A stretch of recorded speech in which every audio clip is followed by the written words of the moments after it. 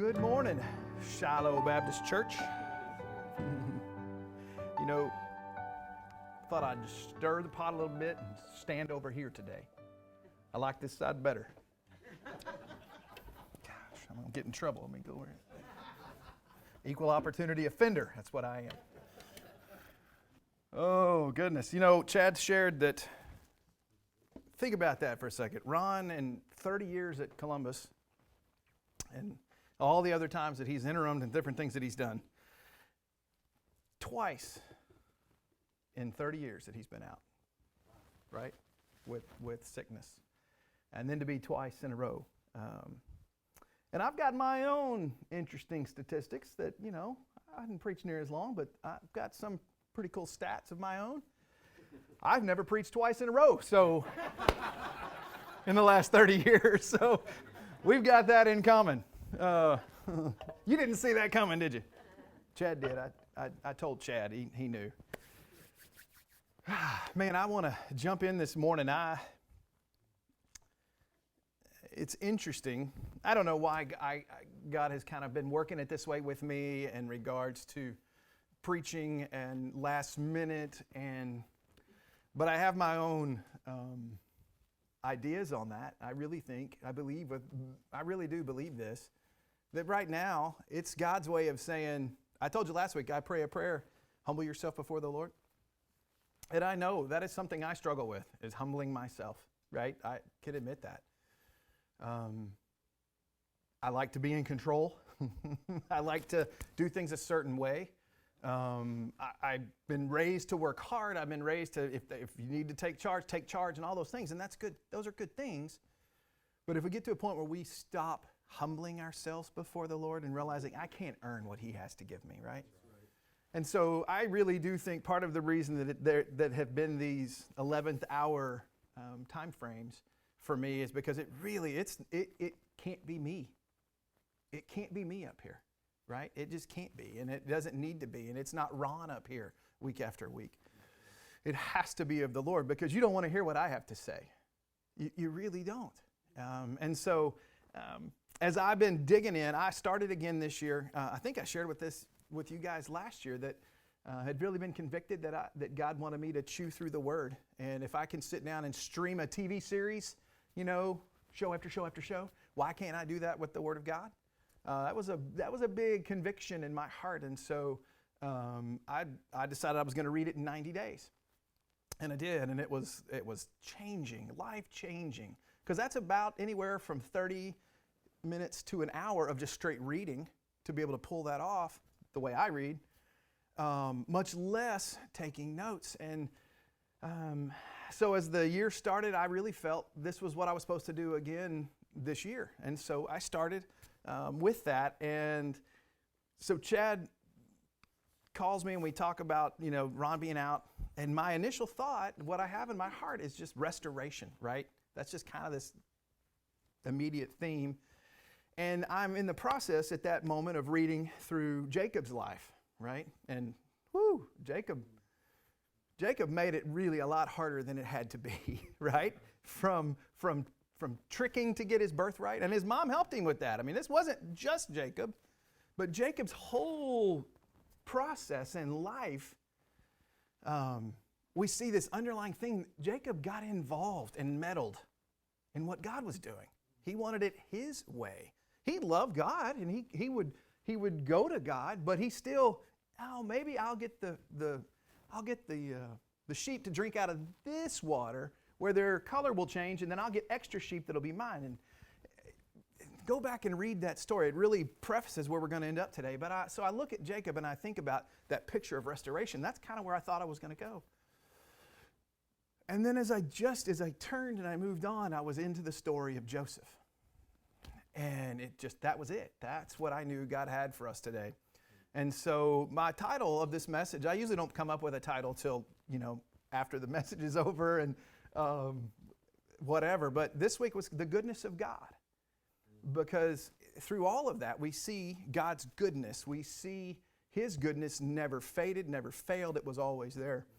And so I kind of wanted to just look very briefly at Joseph. And I'm going to read a bunch of scripture and just kind of summarize a lot because I told Chad as I was finishing up my study, I realized yesterday that I had started in chapter 37 of Genesis and I ended up in Exodus 1. So I had read these 13 chapters and I told Tiffany last night, I said, I don't think I can read 13 chapters word for word on a Sunday morning.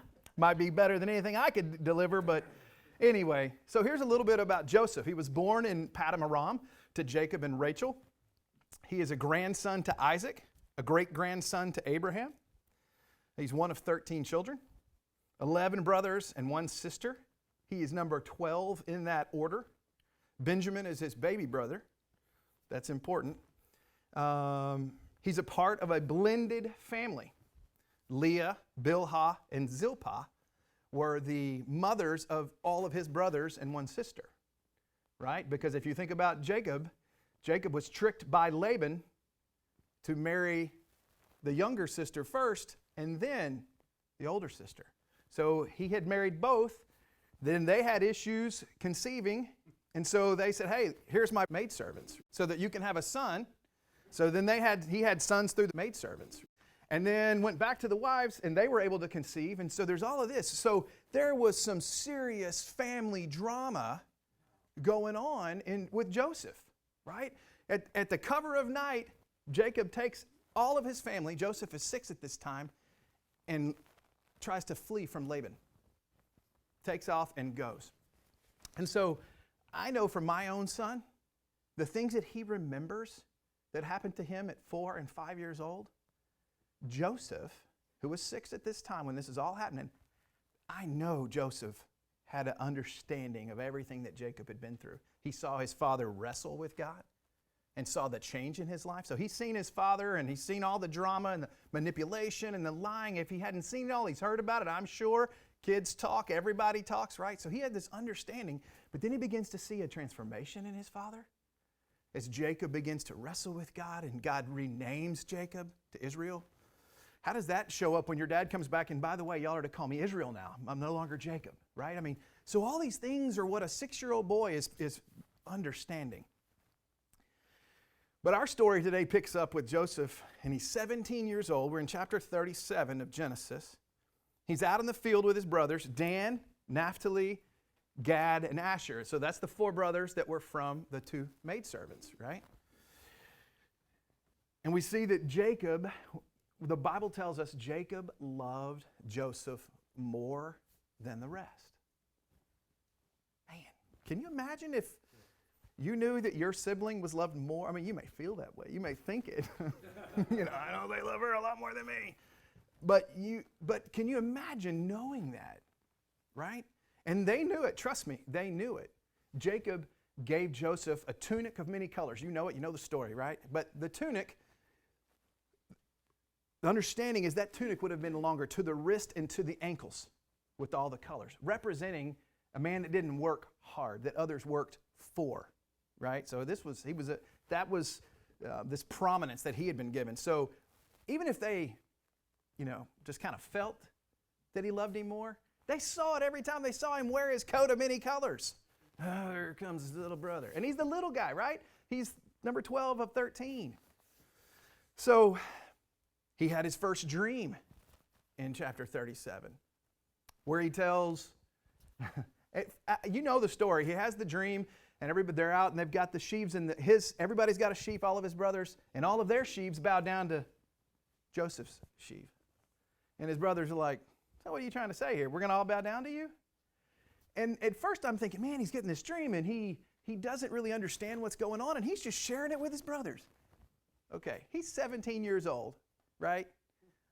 And he already has this coat on and everybody knows it and he's just kind of throws it out there. And most 17-year-olds don't throw down wisdom that you really want to swallow, right? Easily. And so I can only imagine how that must have come across to those guys, right? Well, if one dream is not enough, he has another dream. And here's the thing. We talked about this before a couple weeks ago about how God gives unspeakable words and he gives unspeakable things. Well, this is one of those things. This was from God. This dream was to Joseph, right? Joseph didn't understand it yet, but he throws it out there, and it gives this kind of you can kind of see how it would lead to the other family members being upset about this, because he doesn't have the interpretation yet. He doesn't really know. But he tells them, oh, by the way, here's the sun and the moon and 11 stars. He doesn't just say the sun and the moon and the stars are going to bow down. He's pretty specific about this one. The sun and the moon and 11 stars. Tribes of Israel ring a bell. There's 12 tribes. Joseph's one. There's 11 others. I mean, he says these 11 stars and this sun and this moon are going to bow down to me. So he's not my favorite person to be around if I'm big brother, you know. I'm the one that came first. I'm the one that sets the bar. Who are you to tell us this? So that you can see the tension building, right? And even Jacob is frustrated by this. And it says Jacob, but he held on to that and he thought about it. It's kind of the way that ends. Jacob sends Joseph out to check on his brothers. And that leads us to verse 18 of chapter 37. Verse 18, chapter 37. And I think that is interesting, though, that Jacob sent Joseph to check on all of his big brothers in the field. How do you think they are going? How is that going to come across? Here, we're out doing all the hard work. You don't even have to be out here with us. I mean, they are spread out over miles and miles and miles doing very hard work. And here comes baby brother in his nice little coat, representing that he doesn't have to work very hard and people work for him. And, okay? So Joseph went after his brothers, verse 17, and found them near Dothan. But they saw him in the distance, and before he reached them, they plotted to kill him. They just see that coat. Don't you know it stands out? My son has some like fluorescent yellow shoes. And we always call those our Disney World shoes. I love him to wear them when we go to Disney World because I can look down and find him at any given moment. With the crowds of people, I see those yellow shoes. And I really have this vision of that coat coming at them. They see it. To them, it's probably the most hideous thing in the world, but they see it coming. Verse 19, here comes that dreamer. They are mocking and making fun of him. Here comes that dreamer, they said. Come now, let's kill him and throw him in one of these cisterns and say that a ferocious animal ate him. And then we'll see what happens to those dreams. And when Reuben, who was son number one, heard this, he tried to rescue Joseph. Let's not take his life, he said. Hey, don't shed any blood. Throw him in the cistern here in the wilderness, but don't lay a hand on him. Verse 23, so when Joseph came to his brothers, they stripped him of his robe, the ornate robe he was wearing, and they took him and threw him into the cistern. The cistern was empty. There was no water in it, just a deep pit. As they sat, verse 25, as they sat down to eat their meal. So they thought through this whole plan. Can you imagine? Grabbed him, threw him in a well, and then what did they do immediately after he was in this pit? They just sat down to eat. And we see later in chapter 42, I think, maybe 49, in one of their confessions, their guilt, they could hear Joseph screaming to get out. So that wasn't like he was unconscious. They're eating, he's down there screaming, wanting out, and they're just moving on with their plan. They looked up while they're eating, and they saw a caravan of Ishmaelites coming from Gilead on their way to Egypt. Judah, son number 4, who was ancestor to Jesus, right, said to his brothers, hey, what will we gain if we kill our brother and cover up his blood? I tell you what, let's just sell him and make a little money. I mean, this is better than killing him, but again, not standing up, right, for what should be the right thing to do, which is to say no. Because they were all angry with him. They were all tired of it. His brothers agreed, so they took him and they sold him. So Joseph's pulled from the pit, he's sold into slavery, and he's taken to Egypt. And then to make matters just a little worse, they take Joseph's coat, they dip it in blood, take it back to Jacob, and trick him into thinking, that he's dead, that Joseph is dead. And Jacob's just distraught. And ultimately, Joseph goes and is sold, again, second time in slavery, sold to Potiphar. And Potiphar, is the chief of police, chief of security for Pharaoh. I cannot imagine. Joseph is 17 years old. Most 17-year-olds are getting ready to go to college, right? Not being attacked by their family, sold into slavery. I mean, it's hard to imagine. But that's what's happening to Joseph. But look at chapter 39. Skip chapter 38. Little stuff happens there, but doesn't apply to our story. Chapter 39, verse 2. I love the way this starts. What had just happened? He's been sold into slavery, sent to Egypt, and sold to Potiphar. And the first thing we read is, the Lord was with Joseph. That's the theme of Joseph's life. We read this, we'll begin to see it over and over and over. The Lord was with him. And that's what I think we've got to begin to put in ourselves as we walk through this, and we'll talk about it. The Lord is with us. Every day. And what did we talk about last week? Till when? Till when? Till you're old and gray even. This isn't something that's for a season. And we see it played out in Joseph's life all the way. He goes on to say in verse 2, so that the Lord was with Joseph, so that he prospered, and he lived in the house of his Egyptian master, Potiphar. And when his master saw that the Lord was with him and that the Lord gave him success in everything he did, Joseph found favor in his eyes and became his attendant. Potiphar put him in charge of his household, and he entrusted to his care everything he owned. And from the time he put him in charge of his household, the Lord blessed the house of Potiphar because of Joseph. The blessing of the Lord was on everything Potiphar had. Think about that. The blessing of the Lord was on everything Potiphar had.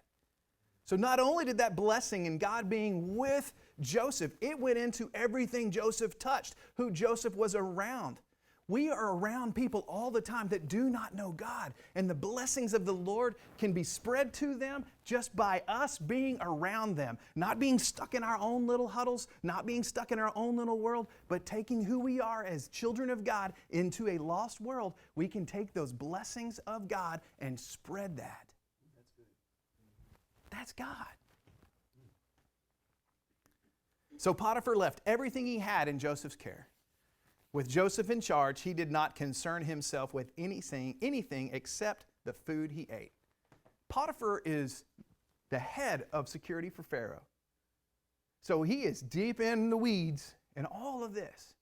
And he has completely let go of everything he has and let his servant, his slave, run it all. Because he sees.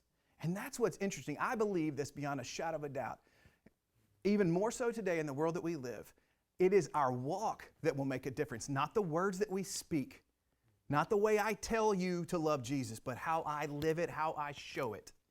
And that's what was happening with Potiphar. Joseph just walked his walk. He just lived a life of loving God in the midst of his slavery, in the midst of the most awful thing that could happen. That's what he did. So you know what happens is, continue that story, Potiphar's wife tries to seduce Joseph. Joseph lived with Potiphar somewhere between, we know, but anywhere from 7 to about 11 years based on when Joseph goes to prison and how long he's in prison and the age that we know. So there's a sense that Joseph was with Potiphar for 11 years. This didn't happen just once.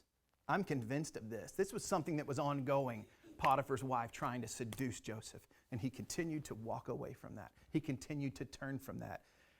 And I think it's so evident. She ultimately, accuses him of trying to seduce her, and he's thrown into prison. Potiphar throws him into prison. But I think it's so clear that Potiphar watched Joseph and knew Joseph. Joseph should have been put to death for that accusation and what he was thrown into prison for. He should have been stoned and put to death. But he was not. And this is the head of the security forces of Pharaoh. Did not have that done? Because I think Potiphar knew. He knew that's not Joseph. Joseph would not have done that. So he had him put in prison. That's just my take on it. But he should have been put to death. But while Joseph was in prison, look at verse 21. We see it again. Who was with him? The Lord was with him, and he showed him kindness and granted him favor in the eyes of the prison warden.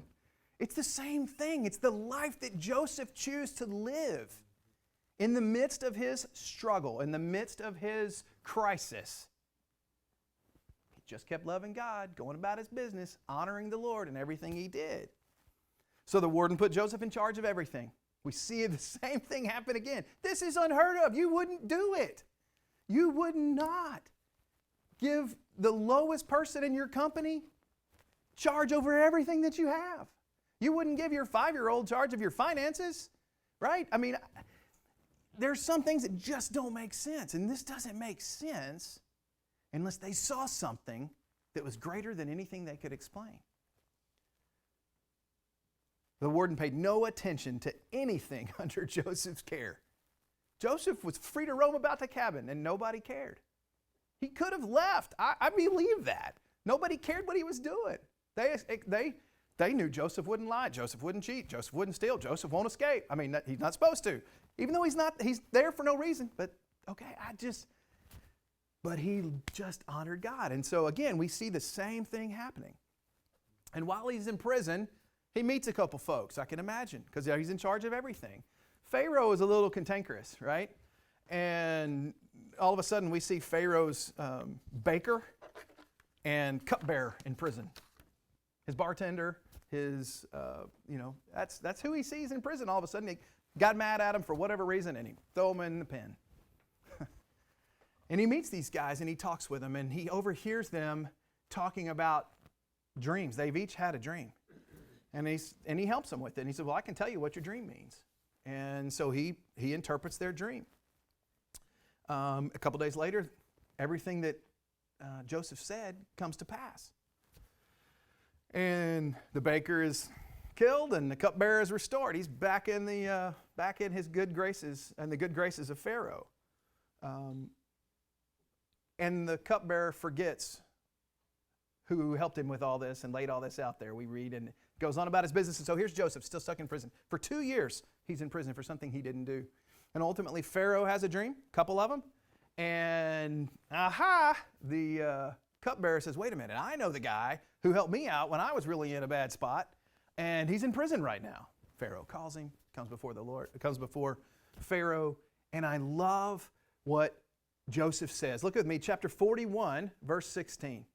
Pharaoh calls Joseph. Joseph's been in prison. He's got an audience with the numero uno, number one guy, right? I would be pleading my case. I want him to know how good I am, whatever it is. All the things I've done for his chief of security, all the things I've done for the warden of the prison. I want to lay out all my stuff. Pharaoh says, I've had a dream. I hear you're the guy.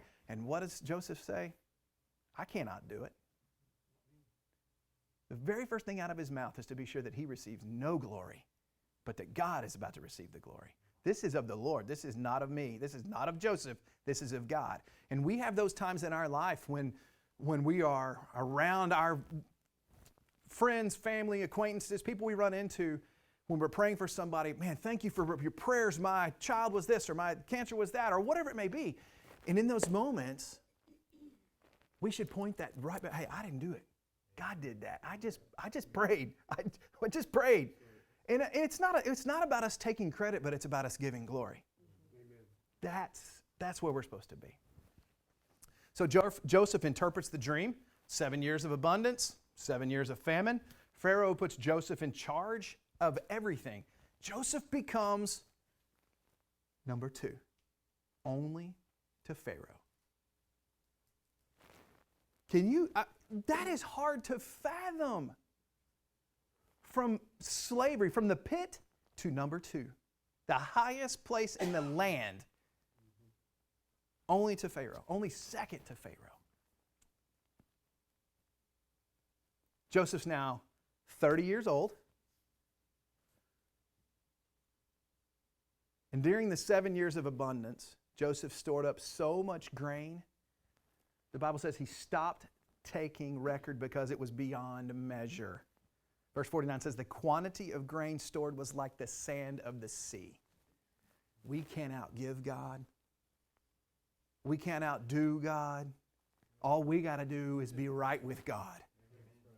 And that's, again, look what happened when Joseph just lived a life right with God, taking care of business for everybody that had hurt him, imprisoned him, all of these different, accused him. He just continues to do things that honor the Lord. He does his job in a way that brings glory and honor to God. Look how chapter 41 ends up at verse 57. Because this didn't just affect Egypt. Verse 57 in chapter 41 of Genesis. And all the world came to Egypt to buy grain from Joseph, because the famine was severe everywhere. The blessing of God poured out to the world because Joseph was faithful. We can impact our world.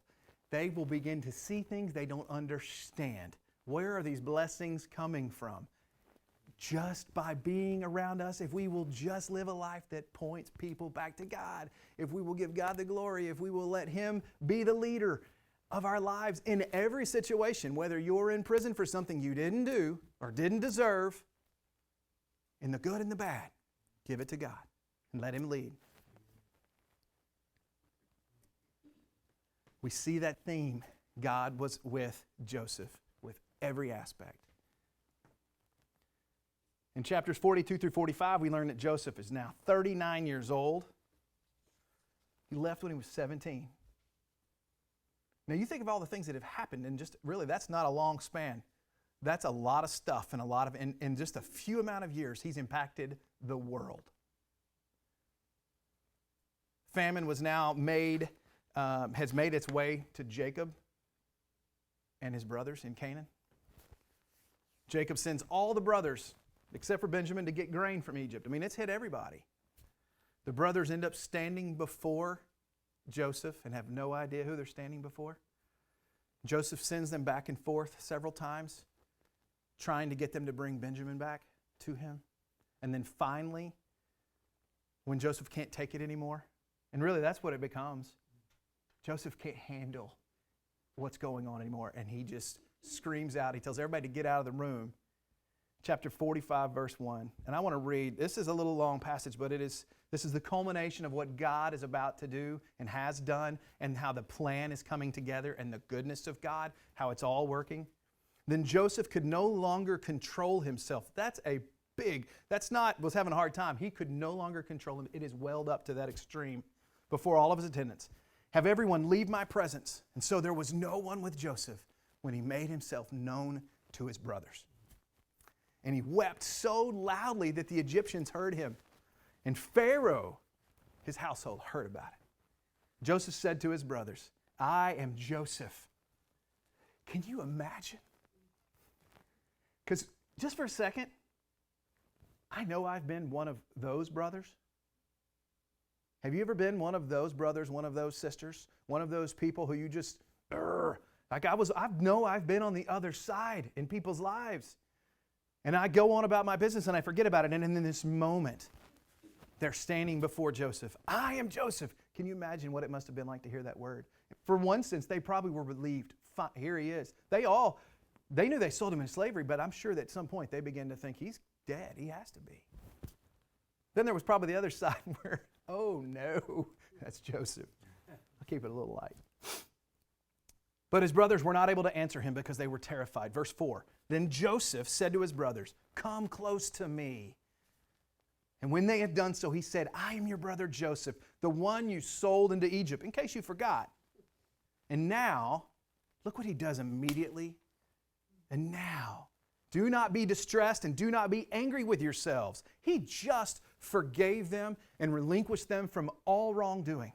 He was put into prison for something he didn't do, and in the moment, he forgave them and counted them as innocent for what they had done. Do not be distressed, do not be angry with what you've done, because it was to save lives that God sent me ahead of you. He is beginning to see the plan. For 2 years now, there has been famine in the land, and for the next 5 years, there will be no more plowing and reaping. But God sent me ahead of you to preserve for you a remnant on earth to save your lives by a great deliverance. So then it was not you who sent me here, but God. In a moment, they were fully aware that everything had transpired was by the grace of God, the masterfulness of God. It was a perfect plan of God. And they were a part of it, And Joseph said, don't feel guilty. It's okay. God has made me Lord of all Egypt. Wow. So not only I'm saving lives, but he's made me Lord of all Egypt. This is the way he's blessed. Verse 10, you shall live in the region of Goshen and be near me. You, your children, and your grandchildren, your flocks, your herds, all. I will provide for you there because 5 years of famine are still to come. Otherwise, you and your household and all who belong will become destitute. He has every right to push them away, to kick them out, to say, get out of my sight. You go live out there. You will get none of the grain I've stored up. No. He immediately, this is all God. Everything that's happened, I've saved up, stored up. Come on. And let's enjoy the blessings of the Lord together. Those blessings are not ours to keep. They're not ours to hold tight. They're ours to give. There have been people in my life who have done that when I didn't deserve it, who God has blessed and they have given. And that's who we are to be with the Lord. Verse 14, then he threw his arms around his brother Benjamin and wept. And Benjamin embraced him. And he kissed all his brothers and he wept over them. And afterward his brothers talked with him. Ultimately, Joseph, his entire family is reunited. He's reunited with Jacob. Pharaoh hears about it. Pharaoh says, hey, Pharaoh gets involved. This is how high up he was. Pharaoh says, hey, send these carts and go get all your people. Don't make them walk. That's a massive journey. It's a complete restoration of what has gone so sideways. Jacob finally arrives and is united with Joseph, and we see this amazing picture of this entire family restored. And before Jacob died, because of all of this, he was able to bless each of the tribes of Israel to what they had coming. That never happens if this doesn't take place. Joseph ultimately lived to be 110 years old and saw 3 generations of his children born. 3 generations of kids and grandkids and grandkids. God was with him. Joseph is a remarkable, powerful picture of someone that we ought to think about. And that's Jesus, right? He was loved and hated, favored and abused, tempted and trusted, exalted and degraded.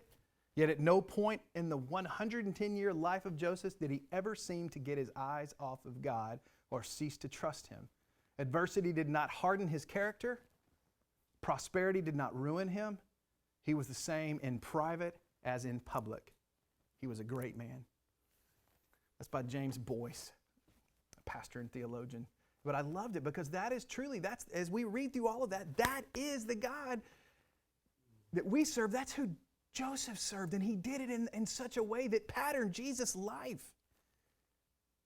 Who was accused of something he didn't do, was punished for something he didn't do. All these different things. And yet, he stayed with grace and mercy and walked it and trusted the Lord in all of it. I want to summarize all of this. I told you a couple weeks ago about a commentary that I use called Enduring Word, and it's by David Guzik, and this is his summary of God's great plan. If Joseph's family wasn't messed up and weird, remember Jacob and Rachel and all, okay? Leah and okay. His brothers would never have sold him as a slave. If they had not been so messed up, he would never have been sold into slavery. If Joseph's brothers never sold him into slavery, then Joseph would never have gone to Egypt. If Joseph never went to Egypt, he would never have been sold to Potiphar. If Joseph was never sold to Potiphar, Potiphar's wife would never have accused him, ultimately sending him to jail. If Joseph was never put in prison, he would have never met the baker and the cupbearer and interpreted their dreams. If Joseph never interpreted their dreams, he would never have had an audience with Pharaoh. If Joseph had never interpreted Pharaoh's dream, he never would have become prime minister, second in Egypt only to Pharaoh. If Joseph never became prime minister, he never would have wisely prepared for the terrible famine that was to come. All he did was interpret a dream. And Pharaoh was so impressed that he put him in charge of all of it. He said, this is what you need to do. You need to store up and save up. If Joseph had never wisely prepared for the terrible famine, then his family back in Canaan would have died in the famine. If Joseph's family back in Canaan had died, then the Messiah could not have come from that family. Judah, it stops. God had a plan. If the Messiah did not come forth, that means Jesus never came, never died. We are grateful for God's great and wise plan. That's what it was. And I don't know what jail you're in today. I don't know what accusation you're in today. I don't know what struggle you're in today. I don't know, but we're all in one. In one way, shape, or another, we're in a struggle. We're in something. And it is, to you, it is as big as it was to Joseph in what he was going through. And the only thing that I believe we can take away, the one thing we have to take away, is how Joseph walked through it all. Joseph trusted. And Joseph, no matter what, never griped, complained, grumbled. He just kept moving. Tiffany said it last night. She's going to be real embarrassed when I use this. I was kind of bouncing stuff off of her, and she said, just keep swimming, just keep swimming, right? And that's, you'll get it later if you didn't get that, if you don't have little bitties in Disney. But that's the deal. Just keep moving. Because it won't be till we look back, till we see the goodness of God's plan sometimes. It's important. Start writing down your struggles and thinking back through them. Because when you go, wait a minute, that happened, and then that happened, and then that happened, and that happened, and if that hadn't happened, then this wouldn't have happened. And if I couldn't have had children, if my wife and I couldn't have had kids, then we would have never had our son. Right? I mean, I can keep going through this, but it's not, if we don't look at this, a lot of times we want to back off the struggles. I'm done with it. I'm out of prison. I don't want to talk about it anymore. We're robbing God of the glory, and we may be robbing the world around us of the blessing that He has to go through us. So do not be afraid to take your struggles, embrace your struggles, look into them, lean into God, and see what's going to come. Let's pray together. I love you, Lord. Oh, your mercy never fails me. All my days I've been held in your hands. From the moment that I wake up till I lay my head, I will sing of the goodness of God. All my life you have been faithful. All my life you have been so good. With every breath that I am able, I will sing the goodness of God. I love your voice. You have led me through the fire and darkest night. You were close like no other. I've known you as a father, I've known you as a friend. I have lived in the goodness of God. And all my life you have been faithful. And all my life you have been so good. With every breath that I am able, I will sing the goodness of God. Your goodness is running after, it's running after me. Your goodness is running after, it's running after me.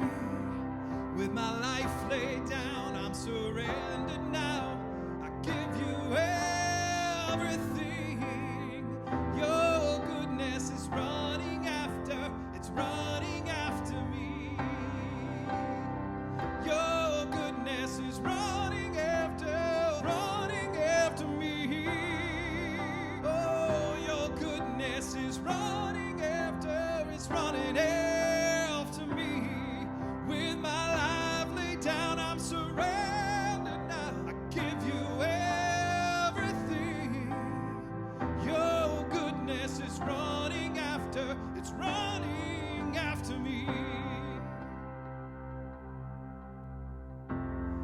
All my life you have been faithful, and all my life you have been so good. With every breath that I'm able,